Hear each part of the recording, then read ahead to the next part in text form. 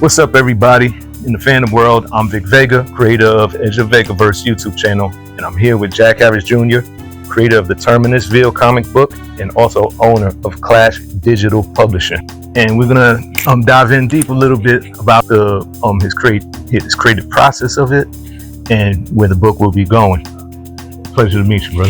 Pleasure to meet you, Vic. Appreciate that. Thank you, man. Appreciate you having me. Thank you. So, I know that you have your own publishing company, which is Clash Digital.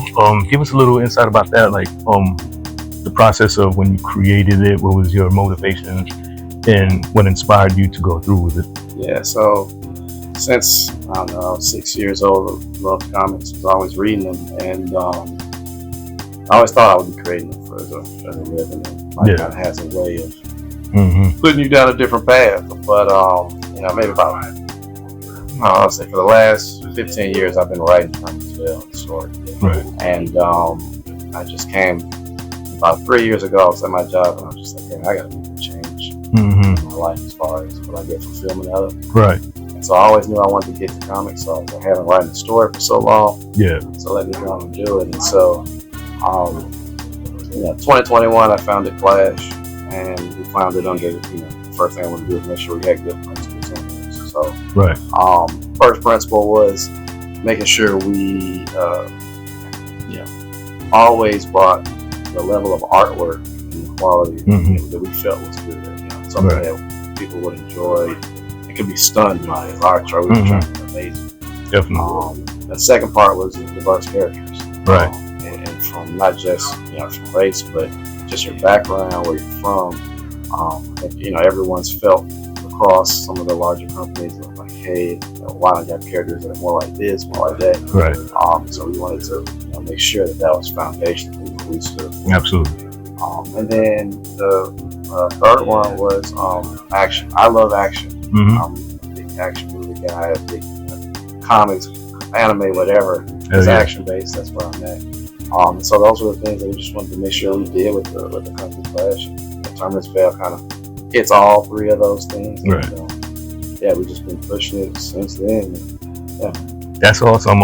I know it started with single issues, I think 1 to 4, and now is available in the trade paperback, correct? Yep.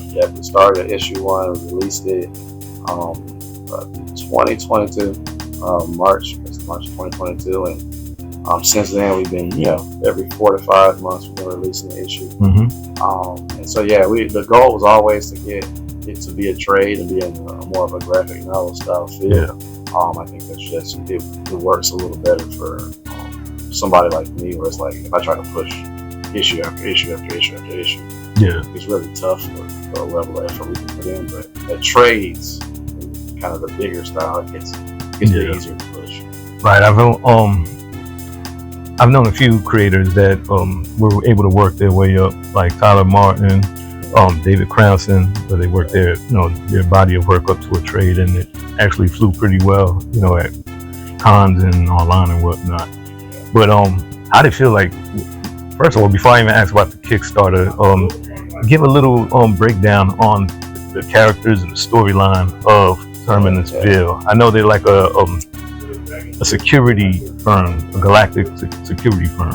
Yeah. So basically, they're a private security firm, and what happens is during this era they're in, it's pretty much set in the modern world. Pretty much feels a bit like today, except the tech is a bit more futuristic. Right. But what's happening is there are these string of robberies that are going on. People are basically companies that create, weapons grade technology, medical innovations are getting just their IPs in the prototype stage. You're getting robbed from. Right. And usually during the robberies, everybody who's protecting that equipment gets killed, so they're very violent. But this team, the Guardians International is what they go by, they've been the only team that's actually defended and protected, their property. Right. So that kind of leads into a bigger conspiracy, because now it's like they've defended it, they deal with the attacks from the attackers, and now they're trying to figure out who are them. Right. And so that kind of takes them on a long journey. That's really what Terminus Veil is about. It's about Quan, the leader of Guardians International, and his team trying to stop their aggressor, who is also named Dr. Clarence, who's very prominent in the book. A scientist that works for a large corporation who's just basically robbing everybody. So corruption. It's real deal. Oh, it sounds like some real life yes. type of similarities there. Right. So that's what the whole book is about. Is there this back and forth between them, and then it gets really deeper into other characters later on. Dash, who's kind of the new guy on the team. Right. You start to find out more about him and how he got parts. It gets deep down the rabbit hole, right? Yeah, it gets deep down the rabbit hole. That's awesome. I definitely got to get my hands on that so I can read it. Oh yeah, that one. Definitely will. I appreciate that. Thank you. Yeah, but I couldn't help but notice the detail, like the artwork, the penmanship, the coloring especially. Like it really matches the tone. I feel like some books get overlooked because the colorist is too bright, too fluorescent, too saturated, and it needs to have a more hued, toned down, darker type of give it a little more grit. Yeah, and I think you hit it on the spot when I look at the coloring complementing the attitude and feel of the story. No, I wish I could say I'm the writer for it, so I wish I could take all the credit for that, but I can't. It's a really good art team we work with. We worked with a few different artists over the course of the issues, 1, 2, 3, 4. But we're now settled with the art team, Illustrator Studios, which basically makes up Billy Diaz, the line artist, Frank Alcazar is on colors, and both of them work together. We got really good chemistry. They've been working together a long time, and I could see it in the artwork. I could definitely see it in there. It definitely stands out, I would say, from a lot of Kickstarter books or independent ones that I see. They got to settle less for like a subpar artist, and you almost feel a little bit of sympathy, like I know you're trying, but damn, you just didn't hit it on the mark. And with this one, that looks like straight from previews, from Diamond Press ready, Yeah, that's what we were hoping for. And, like, hey, we work with different sets of artists, and I know art is one of those things where it's like it really is the beauty to behold. On the eye of the beholder. But I mean, for me, the standard was set by people like Jim Lee, right? Todd McFarlane. I'm a huge image guy. That's when I came up reading Wildcats, reading Griffith, Young Blood, Spawn, and stuff like that. So, I always have that mind state when I look at comics, as far as art like that has the ability to be very dynamic. When you see something, you're just like, oh, that looks crazy. Yeah. And that's what we're shooting for. And as far as when you got the first print launched, how did that process go with Kickstarter? How did you feel about it, the turnout of it? Kickstarter went really, really well. I was surprised. We had a goal of about $4,000 initially, which was basically, can we, get a run printed? All the artwork had already been paid for and all that. Really just, can we get printed? Can we get a good bit of them? And we ended up raising about $15,000. Nice. Which was really surprising, really, really awesome, and the feedback from it was great. Yeah. So it was a long process to get to the Kickstarter for this book. It's like, so we've just been doing issue by issue. I knew I didn't want to do single, just one issue Kickstarters. I felt like that wasn't enough to give somebody for kind of the endeavor of Kickstarter is, but I do know that people do it. Right. And I saw that you had your first appearance at the Atlanta Comic Con. Yeah. Actually, I did ATL Comic Con last year, and I did it this year, and that was really cool. We're doing cons like all the time. Just came back from Awesome Con about 2.5 weeks ago. Oh, that's awesome! How'd that turn out? Awesome Con was great. They have so much. It's crazy how you go to different cons and you see like there are places where it's really more of an anime. Like kind of like Momo versus a comic. Right. More of an anime con. But Awesome Con, there was just a ton of real deal like indie comic fans, which was really cool because that's the fans that we're really. The target audience. And do you feel like with the success of this book that it can gain like a kind of like a a dependent, interdependence upon having to shift from a work life into like going full? Oh yeah. Well, yes and no. I mean, I think it's going to take more than just the success of this book. Where we've got some plans for 2025 to release a couple new titles. Yeah. So I think yes, there'll be slowly. It's like slowly but surely is one of the how we look at it. We take the real deal route of indie. Yeah. So we don't have any plans to work with a larger publisher in the immediate future. Right. We might pitch a couple of books to them, but like generally, Terminus Veil is something I plan on producing myself, for the next 2 to 3 years at least. Yeah. So it's going to be a road to it. It's about building relationships with stores. Absolutely. Other, vendors that also sell comics in their stores.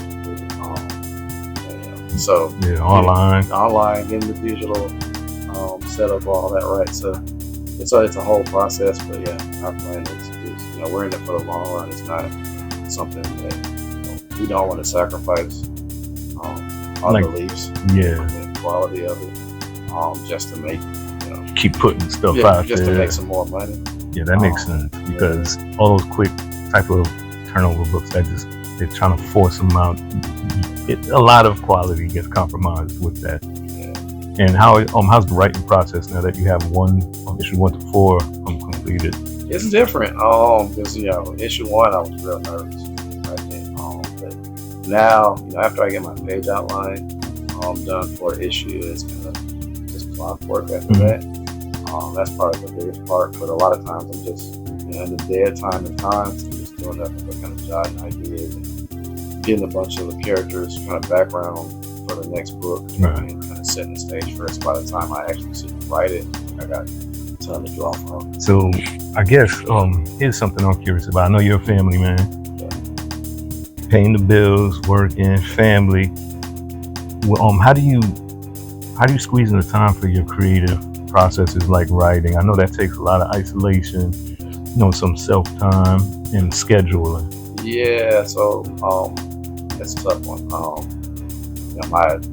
My wife's a big help. She helps to keep me kind of clear some days to just focus on it, which is that I live at this point in the night, from 9 o'clock to probably 12 a.m. It's my usual, like, all right, let's go and get some work done. Whether that be writing or marketing, something of that nature on the business. I definitely empathize. But I try not to sacrifice too much of it because my daughter's real young, so I like to chill with them and be there and be as available as I can. But it's a juggle. Yeah, that's why I gotta give kudos because that can be very discouraging, to many people, and I think that's why a lot of people can't get their dreams off the ground because of the amount of work, sacrificing the long-term goal of it. It's not instant gratification. It's more so of looking,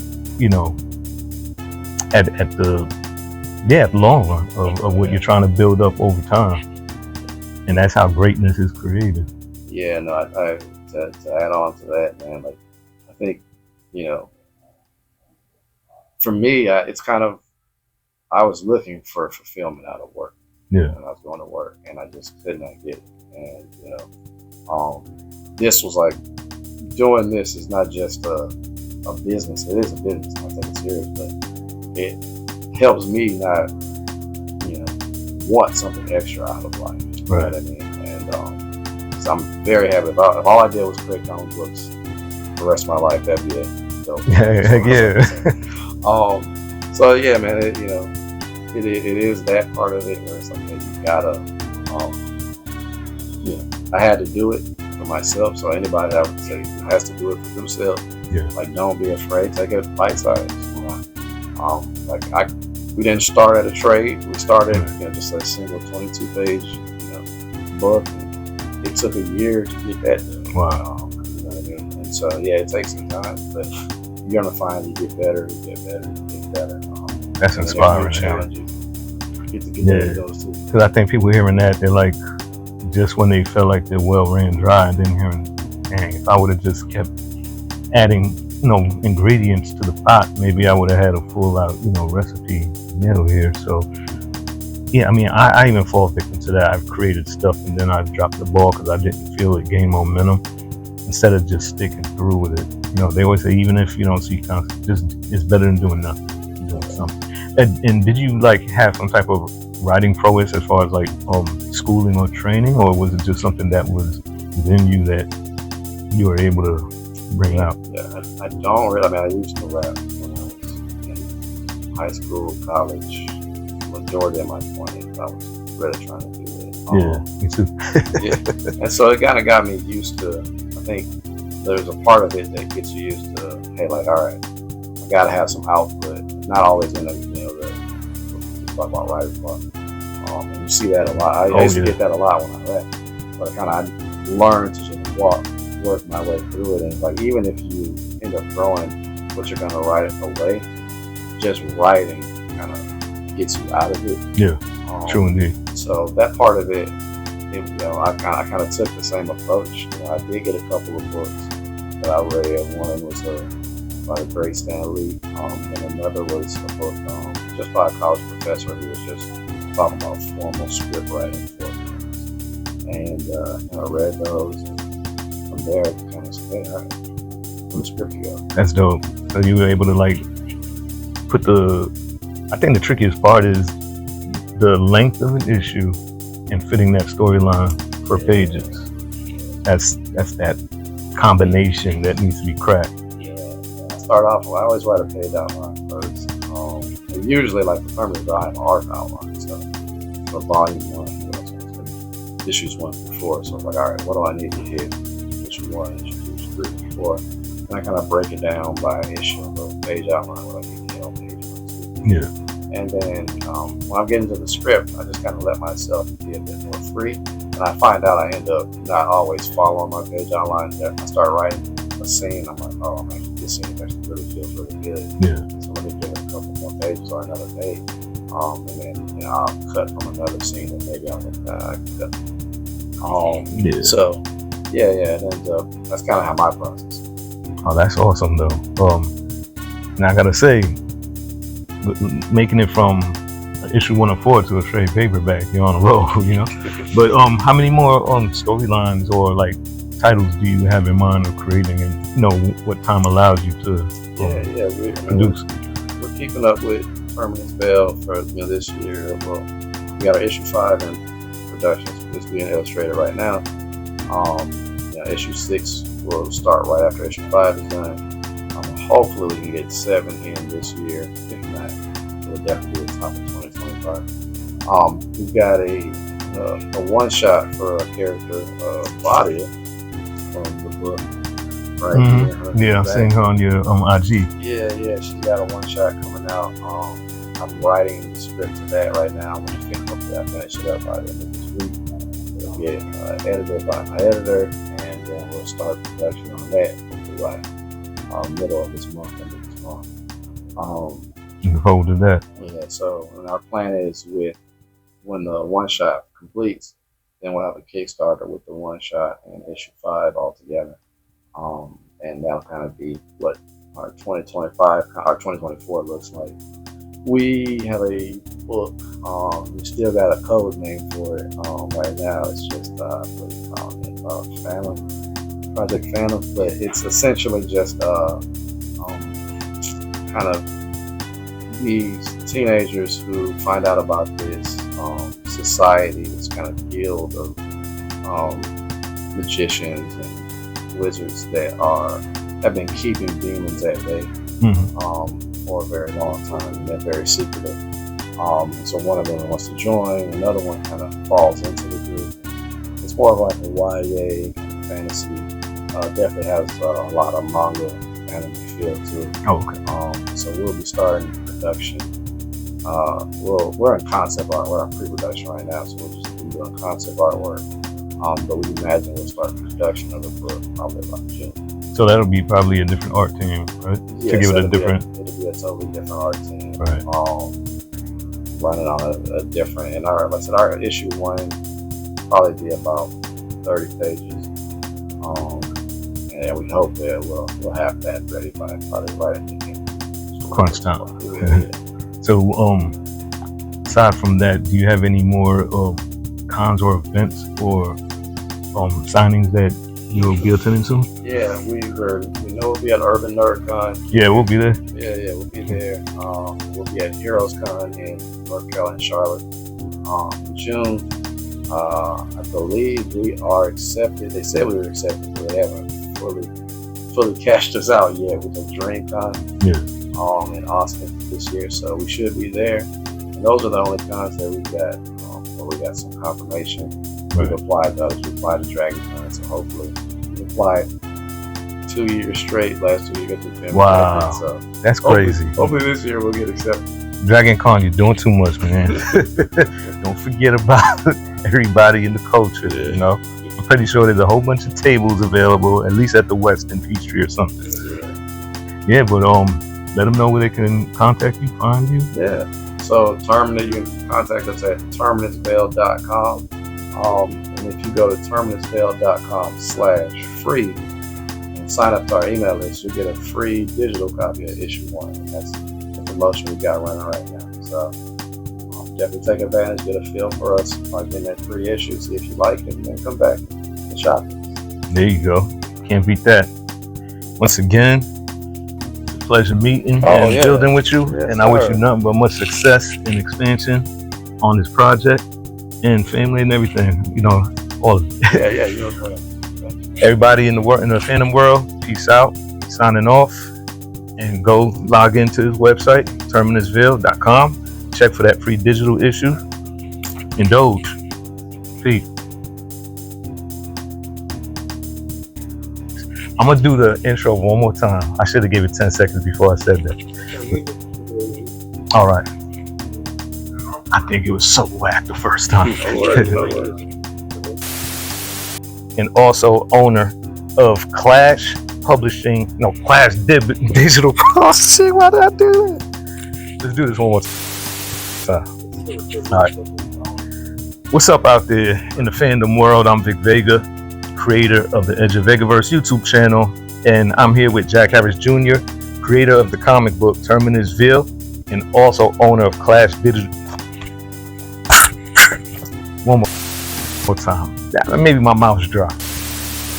Pleasure to meet you, brother. Nice to meet you too. We good. I could clip and edit all of that. I don't know. The first one was like I was like kind of like chopping on my words. Peace. What's up, everybody in the fandom world, collectibles, whatever that you're into, like we are. I'm Vic Vega, creator and host of that Edge of Vegaverse. I gotta do that. Hold up. All right. Huh?